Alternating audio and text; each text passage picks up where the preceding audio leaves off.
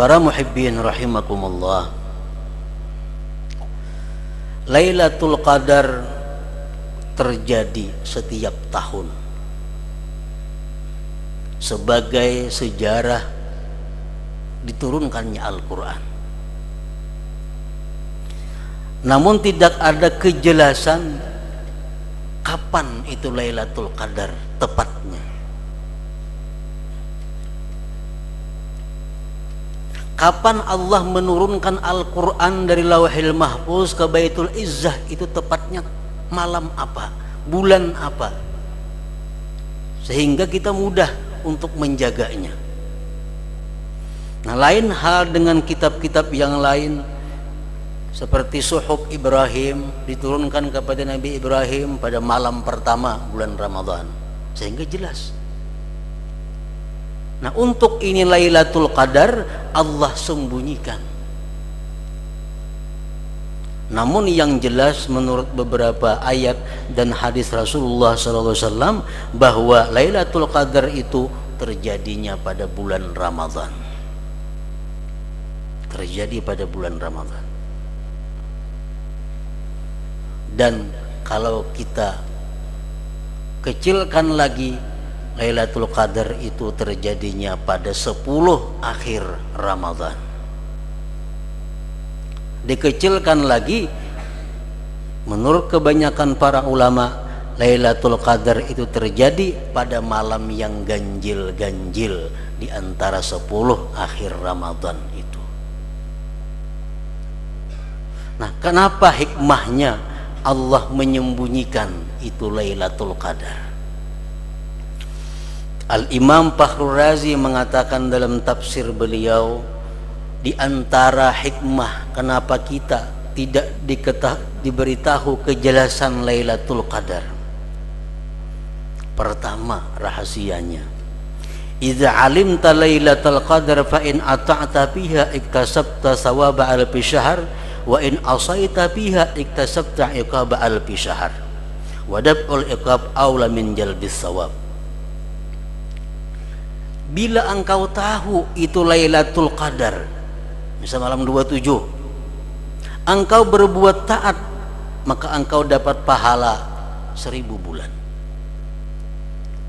Tetapi bila engkau maksiat pada malam Qadar itu, sedangkan engkau tahu ini malam Qadar, engkau berbuat maksiat kepada Allah pada malam itu, engkau mendapatkan siksa 1000 bulan. Dan menghindari siksa itu lebih utama daripada mencari pahala. Kalau kita kada tahu pada Lailatul Qadar berbuat maksiat kada seberapa. Tapi kalau sudah jelas tahu bahwa ini Lailatul Qadar, kita berbuat maksiat, kita akan dapat siksa 1000 bulan. Karena menunjukkan keberanian kita kepada Allah Subhanahu wa ta'ala. Allah sudah menawarkan rahmat, menawarkan ampunan malam itu, ternyata kita maksiat. Nah, ini menampakkan permusuhan kepada Allah. Itu salah satu hikmahnya. Yang kedua, rahasianya Allah menyembunyikan kepastian kapan Lailatul Qadar itu.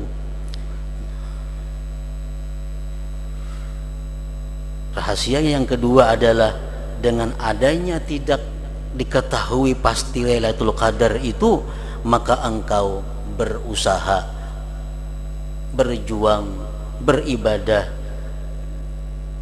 pada sekalian malam Ramadan.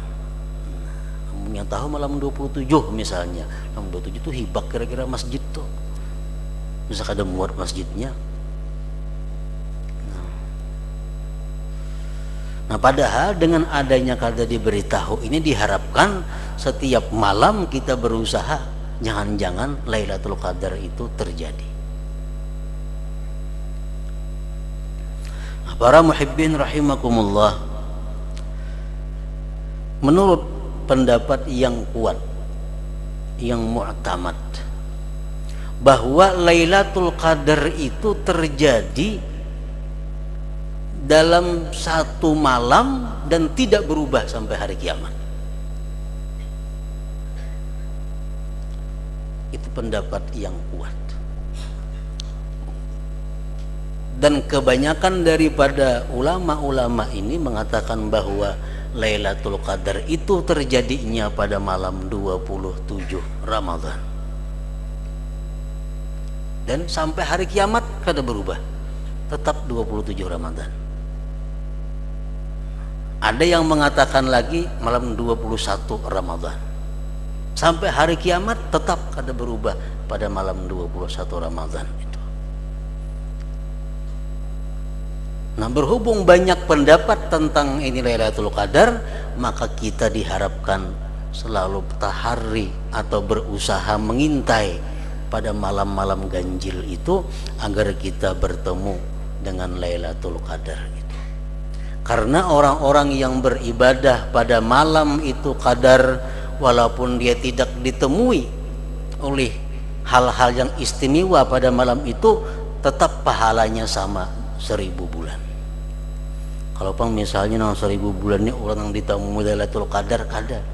Siapapun yang beribadah pada malam itu, walaupun dia kada ditemuinya, tetap akan dapat pahala 1000 bulan.